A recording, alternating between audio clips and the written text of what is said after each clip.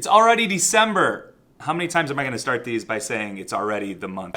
It is December, and it's another chance to examine a recent teaching mistake and a mindful approach on how to respond. If you've been following along with this series, you know that I take recent issues between teachers and students and try and break that down and look at what I've done that was a mistake as a teacher, what I've done that didn't help the situation, and also I want to look at a mindful approach on what I could have done or should do in the future. This month, let's look at when students are purposefully off task. Other educators out there, you know what this means. This could be yelling out in class. This could be strange questions or comments. This could be whisper jokes to friends nearby, something maybe even about classmates right there in the room or about the teacher as well. This is pretty standard, stereotypical teenage behavior. Students might try and derail a lesson or a series of lessons, an entire unit or an entire quarter.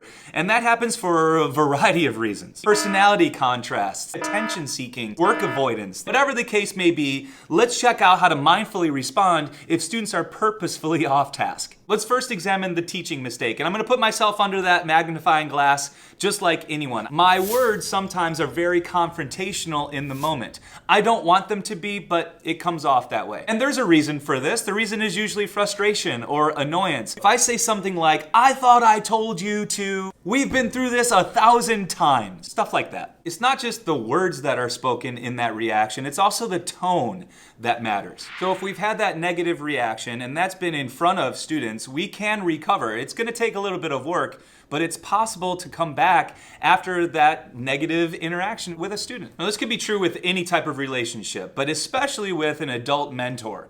The adult in this case needs to check their own emotions as much as that's painful to do. Here's what I mean. When separating yourself from the scenario, and especially giving a little time to think and to ponder what should have gone right, first things first, give yourself some grace. Everyone is human, and we're allowed to be angry or frustrated or annoyed. Yes, even with young kids. However, they are developing brains after all, and so the secondary piece after giving yourself some grace and some patience is to try and remember that you are a role model, like it or not. As awkward or embarrassing as it might feel, it's very much a powerful situation if you can use the reaction, the mistake that you made, and create a learning opportunity out of it. And then the third piece to all of this would be to reestablish boundaries, expectations, and consequences for student behavior. Which brings us to this month's mindful tip to everyone out there, and that is your words matter. I'm also going to tag in there that your tone matters. So we know this, pretty obvious, but let's draw attention to it again. Let's select our words and select our vocal tone and our delivery to match what we really want to happen here. And I'm going to guess that what you really want to happen is exactly what I want to happen, and that's a natural rapport, a connection with students. It's going to sound like a simple reminder, but it's going to be stern. It's not necessarily over strict, but it is getting the point across. Remember, we mentioned this before.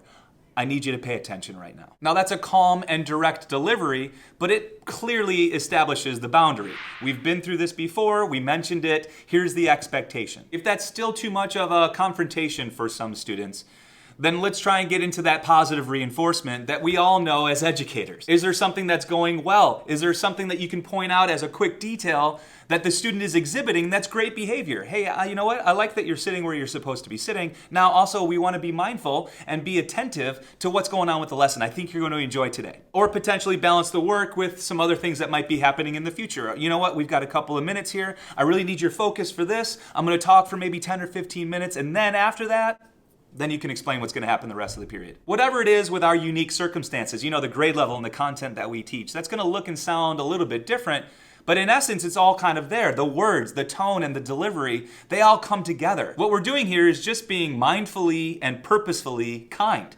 Your words matter. Yes, even after we've had a negative interaction with students. As the adults, we have the power to choose what it is we say and how we say it, even if it's a second or third chance on our part. Try it out in your own teaching, let me know how it goes, and of course, if you have your own ideas, let me know in the comments. Is there a better way to handle students that are purposefully off task? We're all ears. What I'll make sure to do is find a resource on this very topic that I'll include in the YouTube description that you can check out right after watching. All right, that's it for this month in this series. I'll be back next time in the new year to examine another teaching mistake and a mindful approach on how to respond. We've got lots more content like this. Please feel free to poke around this channel. We've got more reflections like this, podcast promos, student reflections, full lesson videos, and more. If you made it this far in the video, thanks so much for watching. Make sure you've subscribed. See you next time.